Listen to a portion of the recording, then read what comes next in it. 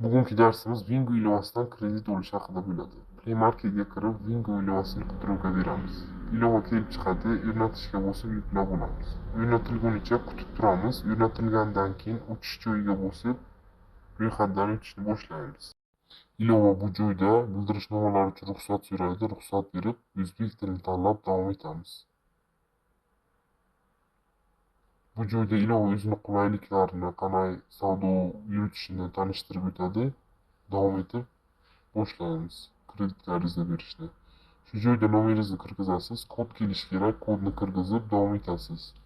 Bu joyda esa o'zining esingizda qoladigan 2 marta pin kod qo'yishingiz kerak bo'ladi. Masalan, 0616 mi shu tarzda kod qo'yishingiz kerak. Adashmasam hamada shunaqa o'yin ochilishi kerak, limit oshirishga ariza beramiz.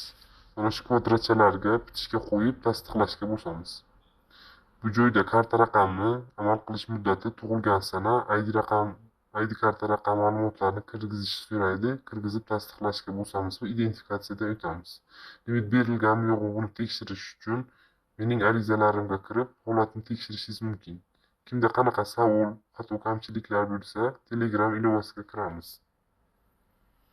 Qidiruv joyiga agema pastga chizib uzbur deb yozib qidiruvga beramiz. Birinchilikda kanal kelib chiqadi. Mana lichkam qo'yilgan bo'ladi. Kimda kamchilik savollar bo'lsa berishi mumkin. Bu ilovadagi limitni naqd qilib olishingiz ham mumkin.